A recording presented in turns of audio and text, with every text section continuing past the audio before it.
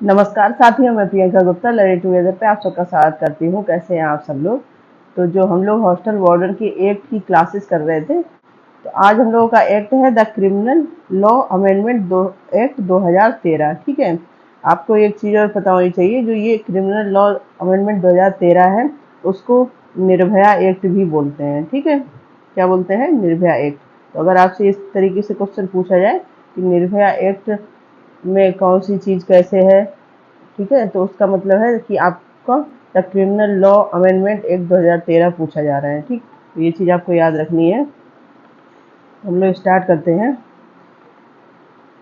तो आपराधिक कानून संशोधन 2013 को आमतौर पर बलात्कार विरोधी विधेयक के रूप में जाना जाता है। ठीक है, 2013 का जो संशोधन है उसको किस रूप में जाता है? बलात्कार विरोधी के रूप में। अधिनियम में संशोधन है JS वर्मा समिति, जो आपकी JS वर्मा कमेटी थी। ठीक है, JS वर्मा समिति का गठन किया गया था। 2013 के संशोधन में IPC और पुराने कानूनों में एक नई धारा जोड़ी गई है। तो जो आपका 2000 JS वर्मा समिति आई थी, ठीक है, उसमें जो उन्होंने इन अपराधों के लिए दिए थे उसमें कुछ और ऐड किए गए हैं और कुछ को संशोधित किया गया है। तो उसी का ये रूप आया है आपका 2013 वाला। ठीक है, नेक्स्ट हम लोग देखते हैं आपराधिक कानून संशोधन अधिनियम 2013 निर्भया अधिनियम। ठीक है, इसको क्या बोलते हैं? निर्भया अधिनियम भी बोलते हैं। 19 मार्च 2013 को लोकसभा द्वारा और 21 मार्च 2013 को राज्यसभा द्वारा पारित एक भारतीय कानून है। तो लोकसभा द्वारा कब किया गया था? 19 मार्च 2013 को, और राज्यसभा के द्वारा 21 मार्च 2013 को पारित किया गया था। ये यौन अपराधों से संबंधित कानूनों पर भारतीय दंड संहिता, भारतीय साक्ष्य अधिनियम और आपराधिक प्रक्रिया संहिता 1973 में संशोधन का प्रावधान करता है। ठीक है, मतलब जो यौन अपराधों से संबंधित जितने भी कानून हैं या दंड संहिता हैं, उनमें कुछ अधिनियम अमेंडमेंट करके या फिर कुछ और इंसर्ट करके 1973 में संशोधन का प्रावधान किया गया है। ठीक है, बलात्कार की परिभाषा में संशोधन और विस्तार किया गया है। इसमें मौखिक सेक्स मतलब ओरल सेक्स, किसी महिला की योनि, मूत्रमा या अन्य अंग को शामिल करना शामिल किया गया है। मतलब इसमें बहुत ही क्रिटिकल सिचुएशन में जो अपराध होते हैं, ठीक है, आप लोग यहाँ पे देख सकते हैं।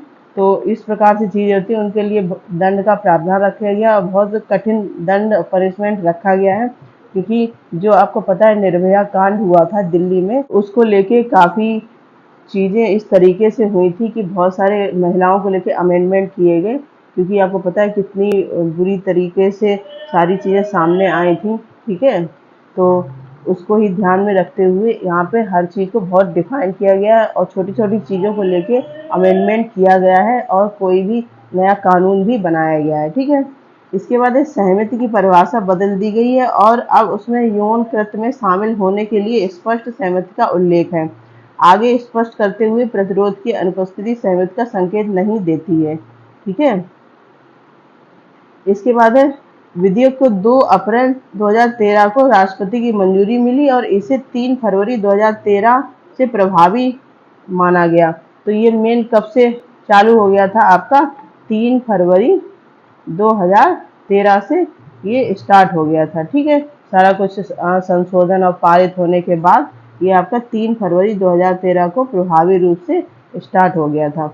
ये मूल रूप से 2012 के दिल्ली गिरोह के विरोध बलात्कार का मामला मद्देनजर 3 फरवरी 2013 को भारत के राष्ट्रपति प्रणब मुखर्जी द्वारा प्रख्यापित एक अध्यादेश था। तो दिल्ली में जो एक आपको पता है कि वही निर्भया कांड हुआ था, वो कब हुआ था? आपका 2012 में। ठीक है कि उसमें कितनी बुरी तरीके से कुछ उसमें ऐसे भी लोग थे जो पूरे 18 वर्ष के भी नहीं थे, तो उनके हिसाब से भी कानून को संशोधन में लाया गया जिससे कि इन सब चीज़ों पे रोक लग सके। ठीक है, तो यहाँ पे की पॉइंट है कुछ उसके। कानून बलात्कार के अधिकतम सजा के रूप में आजीवन कारावास की सजा का मार्ग प्रशस्त करता है। ठीक है, इसमें आजीवन कारावास की सजा को भी मंजूरी मिली। इसके अलावा बार बार अपराध करने वाले और ऐसे मामलों में जहां पीड़ित को वानस्पतिक अवस्था में छोड़ दिया जाता है, मौत की सजा दी जाती है। मतलब आप पता है कि जो निर्भया कांड हुआ था वहाँ पे उन लोगों ने रॉड वगैरह का यूज किया था, लड़की के इंटरनल पार्ट को एकदम डैमेज कर दिया था। तो उस सब चीज़ों को लेके, क्योंकि वो बहुत ही भयानक चीज़ रही होगी। एक तरफ तो हम अ, देवी की पूजा करते हैं, सारी चीज़ें करते हैं, दूसरी तरफ ये सब चीज़ें होती हैं। तो ये बहुत ही कह सकते हैं कि कैसे मानसिक प्रकृति के लोग होंगे जो इस प्रकार की चीज़ें हैं। तो वही इसमें हुआ कि वानस्पतिक अवस्था में अगर छोड़ देते हैं, मतलब उसको इस प्रकार से कि वो समझ में नहीं आ रहा कि मर गई है या फिर जिंदा है, इस प्रकार से, तो उसके लिए मौत की सज़ा दी जा सकती है। ठीक है, मौत की सज़ा का भी प्रावधान इसमें जोड़ दिया गया। यह अधिनियम पीछा करने और ताक-झांक जैसे नए शब्दों को आपराधिक के रूप में परिभाषित करता है, जिसमें 7 साल तक की सज़ा हो सकती है। अगर आप किसी लड़की का पीछा कर रहे हैं, ठीक है, या फिर ताक-झांक कर रहे हैं, बहुत से ऐसे मामले आते हैं कि आप मतलब डेली जैसे कोई बच्चियाँ या लड़कियाँ कॉलेज जा रही हैं, स्कूल जा रही हैं, तो एक जगह पे बैठ के उनको देखना, ठीक है, और मतलब गलत उल्टे सीधे कमेंट पास करना, तो इन सब चीज़ों के लिए भी यहाँ पे अमेंड किया गया, नए शब्दों को उसको प्रॉपर डिफाइन किया गया है इस अधिनियम में कि अगर आप ताक झांक करते हैं या कोई चीज़ें ऐसे करते हैं तो उसके लिए भी आपके 7 साल की सज़ा हो सकती है। ठीक है, इसके बाद है ये अधिनियम सामूहिक बलात्कार को एक अपराध के रूप में मान्यता देता है और यौन उत्पीड़न को फिर से परिभाषित करता है। ठीक है, तो अमेंडमेंट इसीलिए किया गया कि अगर आप सामूहिक बलात्कार करते हैं तो उसकी परिभाषा को यहाँ पे अलग तरीके से डिफाइन किया गया है एक एक शब्द में कि अगर किस प्रकार का कह सकते हैं कि अपराध है, उसी प्रकार से आपको सजा का प्रावधान भी रखा गया है। शिकायत दर्ज करने में विफलता के मामले में कानून पुलिस और अस्पताल अधिकारियों को 2 साल तक की कैद की सजा देता है। अगर जैसे कोई ऐसा शिकायत होती है, कोई मामला पुलिस के पास आता है और उस पर कोई कह सकते हैं कार्रवाई नहीं हुई है, फिर अस्पताल में जैसे है कि इस केस को लेके जाया जाता है, तो अगर वो विफल रहते हैं या फिर मना कर देते हैं किसी कारणवश, तो उनके लिए भी 2 साल की सज़ा रखी गई है। समझ रहे आप लोग, पुलिस डॉक्टर को भी इसमें शामिल किया गया है कि अगर वो सही से इन सब चीज़ों पे ध्यान नहीं दे रहे हैं, वर्क नहीं कर रहे हैं, किसी ने कोई शिकायत करी है तो उस मामला ऐसे अटका पड़ा है, क्योंकि ऐसी चीज़ें देखी गई हैं। बहुत सारी ऐसी चीज़ें होती हैं कि ये लोग सही से काम ना करके उनको और ज़्यादा, मतलब अब जो पीड़ित है उस पर सोचो क्या बीत रही होगी, उसके परिवार पे क्या बीत रही होगी। तो इसलिए इन सब चीज़ों का ध्यान रखते हुए इसमें इस चीज़ का भी सज़ा का प्रावधान दिया गया है। ठीक है, इसके बाद है कि इसमें कौन कौन सी चीज़ें ऐड की गई, जो हमारा जो क्या नाम जस्टिस वर्मा समिति में जो चीज़ें थी उसमें कौन सी ऐड की, कौन सी चीज़ें संशोधित की गई, तो यहाँ पे सारी आपकी धाराएं दी गई हैं। इसमें अपराध कौन कौन से जोड़े गए, तो जो आपकी धारा 326 ए है उसमें अधिनियम एसिड हमले को एक अपराध के रूप में मानता है, मगर एसिड वगैरह की भी काफ़ी न्यूज़ आती हैं, आप लोग देखा होगा, और सज़ा का प्रावधान करता है जो 10 साल से कम नहीं है। ठीक है, अगर आप किसी लड़की के ऊपर एसिड अटैक करते हैं तो आपको 10 साल तक की सज़ा दी जा सकती है और इसे आजीवन कारावास तक बढ़ाया जा सकता है। मतलब 10 साल सज़ा से लेके आजीवन कारावास भी दिया जा सकता है। ठीक है, साथ ही जुर्माना सकता है, साथ ही जुर्माना जो पीड़ित चिकित्सा खर्चों को पूरा करने के लिए उचित होना चाहिए, और जो भी लड़की है जो पीड़ित है जिसके साथ ये सब चीज़ें हुई हैं, उसका जो भी डॉक्टर की तरफ से खर्चा आ रहा है, सारी चीज़ें वो भी आपको ही भरना पड़ेगा। ठीक है, तो ये कौन सी धारा है आपकी, धारा 326 ए में ये चीज़ बोली गई है, आपकी एसिड अटैक के बारे में बोला गया है। ठीक है, इसके बाद है धारा 326 बी। ये धारा एसिड हमले के प्रयास को अपराध मानती है और कम से कम 5 साल की सज़ा का प्रावधान करती है। मतलब आपने एसिड अटैक किया और आप असफल रहे, लेकिन उसको भी आपके अपराध की श्रेणी में रखा गया है। ठीक है, तो उसमें आपको कम से कम 5 साल की सज़ा, जिसे 7 साल तक बढ़ाया जा सकता है, जुर्माना भी लगाया जा सकता है। अगर आपने ऐसे अटेम्प्ट करने की कोशिश करी है, एसिड अटैक करने की कोशिश करी है किसी ने, ठीक है, और विफल रहे किसी कारणवश, फिर भी उसको 5 साल की सज़ा मिलेगी और ज़्यादा से ज़्यादा 7 साल की सज़ा मिलेगी। ठीक है, तो ये भी एसिड अटैक से संबंधित है। ये है कि इसमें विफल हो जाते हैं, ये है कि इसमें पूरी तरह से कि आप सफल रहते हैं एसिड अटैक में, तो उसका प्रावधान रखा गया है। तो यहाँ पे पॉइंट टू पॉइंट चीज़ें दी गई, आपको क्लियर हो जाएंगी सारी चीज़ें। इसके बाद एक और धारा यहाँ पे ऐड की गई थी, धारा 354A। ये धारा यौन पीड़ित के लिए 3 साल के कठोर कारावास, जुर्माना या दोनों के रूप में परिभाषित करती है और सजा का प्रावधान रखती है। ठीक है। इसके बाद है आपकी धारा 354। ये धारा किसी महिला को निर्वस्त्र करने के इरादे से हमले को परिभाषित करती है। ठीक है, मतलब किसी के साथ ऐसी चीज होती है या मतलब कोई लड़का या फिर आदमी कोई भी लेडीज को बोलता है कि अपने कपड़े उतारो या फिर उसको निर्वस्त्र करने की कोशिश करता है, तो उसको भी अपराध की श्रेणी में रखते हुए कारावास में सजा का प्रावधान है, जो 3 साल से कम नहीं होनी चाहिए, जुर्माने के साथ 7 साल तक बढ़ सकती है। तो उसको 3 साल से कम सजा मिल सकती है और ज़्यादा से ज़्यादा 7 साल की मिल सकती है। ठीक है, उसको बढ़ा के 7 साल किया जा सकता है और जो भी जुर्माना है वो भी आपको ही देना पड़ेगा। ठीक है, तो काफ़ी जो निर्भया कांड हुआ था, आपको पता है कितना संवेदनशील था, पूरे भारत में, भारत को एकदम हिला के रख दिया था, कितने लोग उसको लेके वो। उसके बाद ये संशोधन किए गए क्योंकि बहुत ही गंभीर मैटर हुआ था, आपको सबको पता है। ठीक है, इसके बाद है धारा 354C। ये धारा ताक झांक और सजा को परिभाषित करती है, क्योंकि पहली बार दोषी पाए जाने पर कारावास 1 वर्ष से कम नहीं होनी चाहिए। मतलब ताक झांक करते हैं आप, मतलब किसी को जैसे छुपके से देखना गलत नियत से। ठीक है, तो उसका भी रखा गया कि 1 वर्ष से कम की सजा नहीं होनी चाहिए, जिससे जुर्माने के साथ 3 साल तक बढ़ाया जा सकता है। दूसरी या बाद की सजा के मामले में कारावास किसी भी प्रकृति का 3 साल का हो सकता है, जिसे 7 साल तक बढ़ाया जा सकता है। ठीक है, अगर पहली बार ऐसा कोई दोषी पाया जाता है तो उसको 1 वर्ष से कम की सजा नहीं, मतलब 1 वर्ष की तो सजा मिलेगी, उसको 3 साल तक बढ़ाया जा सकता है। और दूसरी बार अगर उसके बारे में ऐसी सब चीज़ें आती, दूसरी फिर से ऐसी कोई कंप्लेंट आती है वही इंसान के बारे में, तो उसको कम से कम 3 साल की और 7 साल तक बढ़ाया जा सकता है। ठीक है, इसके बाद है धारा 354D।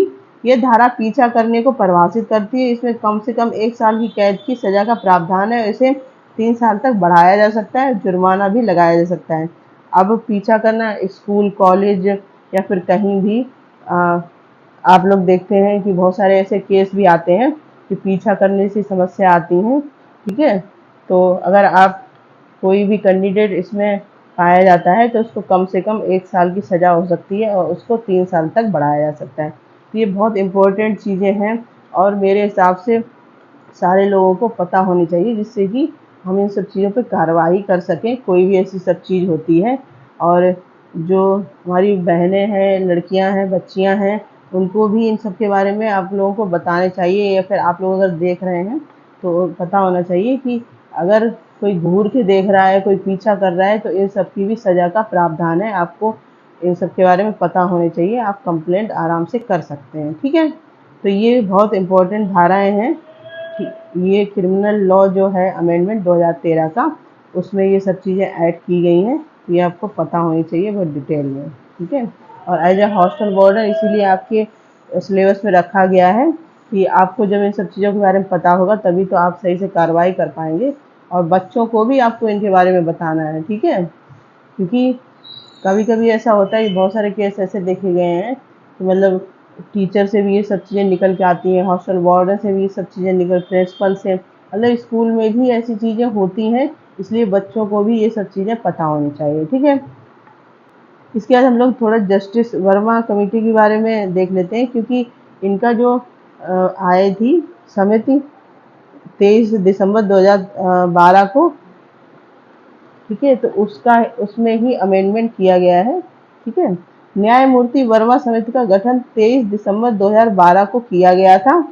सर्वोच्च न्यायालय के पूर्व मुख्य न्यायाधीश JS वर्मा, ये कौन थे? सर्वोच्च न्यायालय के पूर्व मुख्य न्यायाधीश, और 2 अन्य सदस्य न्यायमूर्ति लीला सेठ, पूर्व न्यायाधीश दिल्ली उच्च न्यायालय, और गोपाल सुब्रमण्यम, भारत के पूर्व सॉलिसिटर जनरल ने समिति को नेतृत्व किया था। तो आपको ये पता होना चाहिए कि इस समिति में कौन कौन लोग थे। और जस्टिस वर्मा कमेटी इसलिए इम्पोर्टेंट है क्योंकि इसमें ही संशोधन होके आपका 2013 का अमेंडमेंट आया था। ठीक है। महिलाओं के खिलाफ यौन उत्पीड़न के आरोपी अपराधियों के लिए त्वरित सुनवाई और कठोर सजा प्रदान करने के लिए आपराधिक कानून में संशोधन की सिफारिश करने के लिए समिति की स्थापना की गई थी। तो ये जो आपकी समिति थी, इसमें इस सब चीज़ों को रखा गया था कि महिलाओं के साथ ये चीज़ें होती हैं, उनको कठिन सजा दी जाए, तभी हम लोग इन सब चीज़ों को रोक सकते हैं। समिति ने आम जनता, प्रतिष्ठित न्यायविदों, कानूनी पेशेवरों, एनजीओ, महिलाओं समूह से वांछित लक्ष्य प्राप्त करने के लिए परिवर्तनों की सिफारिश करने की भी आग्रह किया था। ठीक है। उन्होंने पब्लिक प्लेस पे या फिर एनजीओज हैं जो महिलाओं के लिए काम करते हैं, उनको भी इन सब में शामिल किया था और बोला था कि इन सब चीज़ों को लागू किया जाए। ठीक है। तो जो जस्टिस वर्मा कमेटी की रिकमेंडेशन थी, उसमें क्या क्या चीज़ें रखी गई थी आप लोग यहाँ देख सकते हैं। बलात्कार के लिए सजा। पैनल ने बलात्कारियों के लिए मौत की सजा की सिफारिश नहीं की, लेकिन सुझाव दिया कि बलात्कार की सजा कठोर कारावास या 7 साल की सश्रम कारावास होनी चाहिए। यहाँ पे मौत की सजा का प्रावधान नहीं था। जो जब आपका अमेंडमेंट 2013 हुआ, वहाँ पे आपने देखा कि मौत का सजा के भी प्रावधान रखा गया है। इसने यह भी सिफारिश की किसी व्यक्ति की मृत्यु या लगातार बीमारी का कारण बनने के लिए सजा कठोर कारावास होनी चाहिए, जिसकी अवधि 20 वर्ष से कम नहीं होगी। ठीक है। इसे जीवन भर यानी शेष जीवन के लिए बढ़ाया जा सकता है। सामूहिक बलात्कार के मामले में 20 साल से कम नहीं होनी चाहिए। सामूहिक बलात्कार के जो भी अपराध या मामले आते हैं, उसमें 20 साल से कम की सजा नहीं होनी चाहिए। जो उम्र कैद तक बढ़ सकती है। मृत्यु के मामले में सजा आजीवन कारावास होनी चाहिए। ठीक है। मतलब यहाँ पे मृत्यु को नहीं रखा गया, आजीवन कारावास की सजा का प्रावधान रखा गया था। ठीक है। तो ये बलात्कार का जो केस है, उसमें ये इन्होंने बात कही थी। इसके बाद यौन अपराध के लिए सजा। समिति ने सभी प्रकार के यौन अपराध पर अंकुश लगाने की आवश्यकता को पहचाना और सिफारिश की कि ताक झांक के लिए 7 साल की जेल की सजा दी जानी चाहिए। समिति 3 साल तक किसी भी पुरुष द्वारा किसी व्यक्ति का बार बार पीछा करने या उसे संपर्क करने की कोशिश को मान्यता देती है। ठीक है। मतलब कोई बार बार पीछा कर रहा है कुछ भी, तो उसको इतने 3 साल तक की सजा हो सकती है। एसिड हमले के लिए 7 साल की सजा होगी और तस्करी के लिए 10 साल तक की सश्रम कारावास की सजा हो सकती है। ठीक है। तो ये यौन अपराधों से रिलेटेड सजा है। इसके बाद है शिकायतें दर्ज करना और चिकित्सा परीक्षण। पुलिस हर बलात्कार की शिकायत दर्ज करने के लिए बाध्य है। ठीक है। बलात्कार का कोई भी केस आता है तो पुलिस को वो दर्ज करना चाहिए। ऐसा नहीं है कि आप उसको इग्नोर करें। और नागरिक समाज बलात्कार के किसी भी मामले की रिपोर्ट करने के लिए बाध्य है जो व्यक्ति की जानकारी में आता है। यदि पुलिसकर्मी मामले की रिपोर्ट करने में विफल रहते हैं, ठीक है, या जांच को रद्द कर देते हैं, मतलब विफल रहते हैं या फिर रद्द ही कर देते हैं, क्योंकि बहुत सारे पॉलिटिकल प्रेशर भी आपको पता है कि होते हैं पुलिस, तो उस सब की वजह से भी ये सब चीज़ें होती हैं, तो वे अधिनियम में निर्धारित दंडनीय अपराध करते हैं। मतलब तो वो भी एक तरीके से जो अपराध हुआ है उसमें शामिल माने जाएंगे। अधिनियम ने पीड़ितों की चिकित्सा जांच के लिए प्रोटोकॉल को स्थापित किया है। ठीक है। तो डॉक्टर और पुलिस में को लेके भी इसमें काफ़ी चीज़ें बोली गई हैं कि अगर वो लोग विफल रहते हैं या सब चीज़ों पे बात नहीं करते हैं या रद्द कर देते हैं किसी कारणवश, तो उनके लिए भी सजा का प्रावधान है। ठीक है। महिलाओं के अधिकारों का विधेयक। महिलाओं के अधिकारों का एक अलग विधेयक गरिमा और सुरक्षा का जीवन सुनिश्चित करना है। मतलब ये अधिकार इसलिए बनाए हैं कि कोई भी महिला है वो अपने मान सम्मान के साथ समाज में रह सके। ठीक है।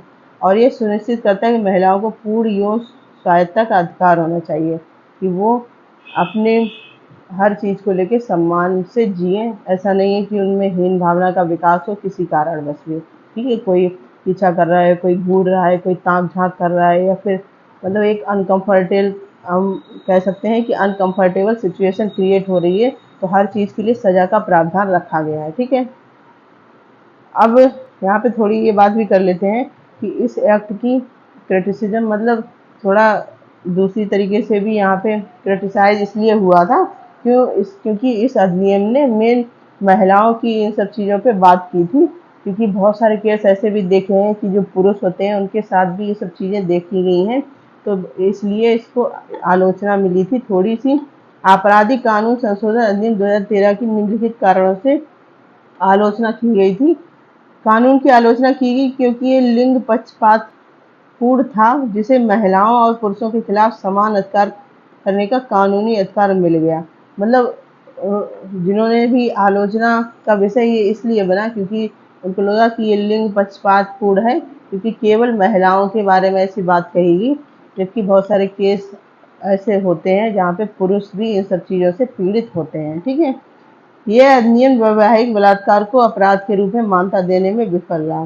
ठीक है, वैवाहिक बलात्कार मतलब क्या हो गया कि जैसे मान लो शादी हो जाती है, उसके बाद जो भी चीज़ें होती हैं किसी की मर्जी के खिलाफ अगर आप कर रहे हैं, मतलब हस्बैंड अपनी वाइफ के मर्जी के खिलाफ कुछ कर रहा है या ठीक है, तो उसको भी बलात्कार की श्रेणी में रखा गया है।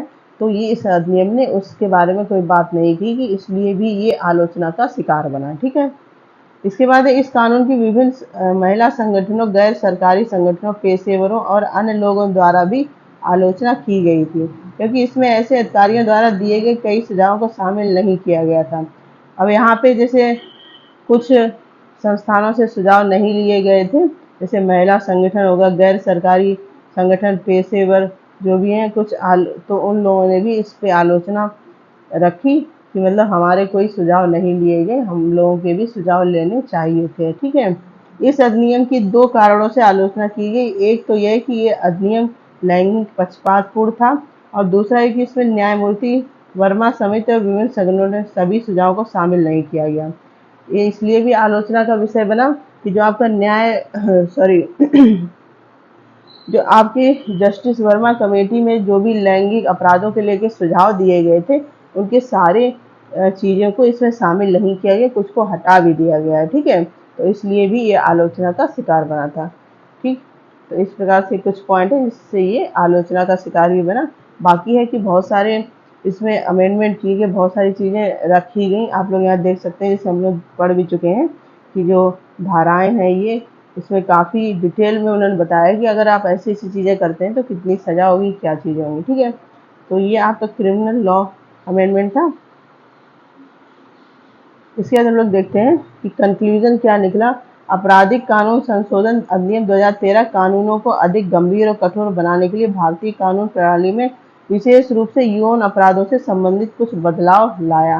मतलब इससे काफ़ी बदलाव भी देखने को मिले, क्योंकि जैसे पहले क्या होता था कि मौत की सज़ा का प्रावधान नहीं था, तो इसके बाद ये प्रावधान भी रखा गया और रखना भी चाहिए, क्योंकि आप लोग देखते हैं ऐसे ऐसे केस होते हैं। एक हैदराबाद में भी बहुत केस हुआ था, अभी हाल में तो मणिपुर में एक केस कितना ज़्यादा हुआ था पूरे इंडिया में, उस सब चीज़ों को लेके बातें और विरोध प्रदर्शन ये सब चीज़ें हुई। ठीक है, तो इन सब चीज़ों को रोकना चाहिए और इन सब के बारे में आपको पता होना चाहिए, क्योंकि आप भी कहीं ना कहीं समाज के निर्माण में उतना ही रोल प्ले करते हैं। ठीक है, यह अधिनियम महिलाओं के खिलाफ हिंसा को रोकने के लिए भारत सरकार द्वारा उठाए गए सबसे ठोस कदमों में से एक था। मतलब महिलाओं की सुरक्षा के लिए पहली बार भारत सरकार द्वारा ये बहुत कठोर कदम उठाए गए। ठीक है, इस अधिनियम में आईपीसी, साक्ष्य अधिनियम और आपराधिक प्रक्रिया संहिता के विभिन्न अपराध शामिल थे।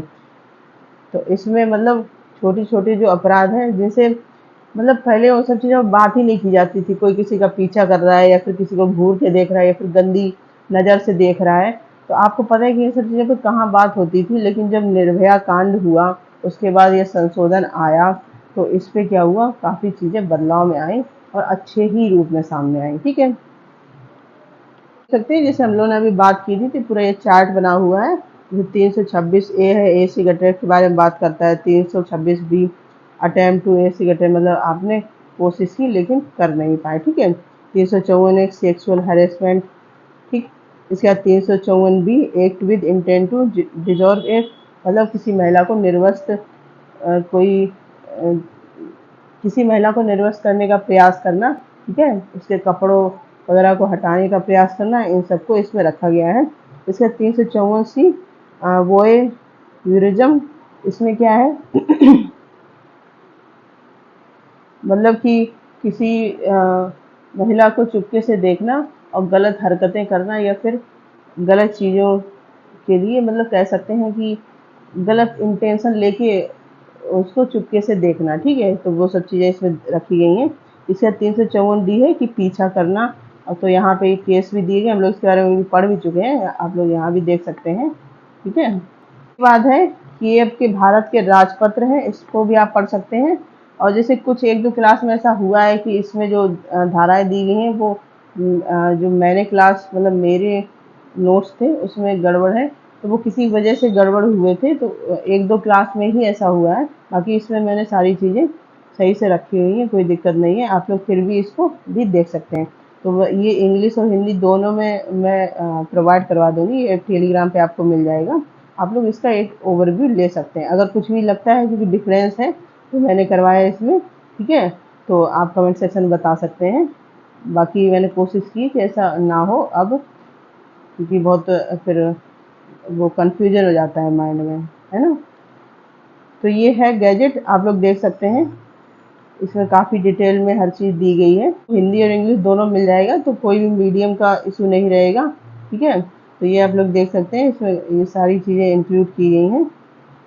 ये जो मेन आपकी धाराएं हैं, मेन चीज़ें हैं, उनको मैंने सारा इंक्लूड करके आपको बता दिया है। अब वो क्लास भी देख सकते हैं, ठीक।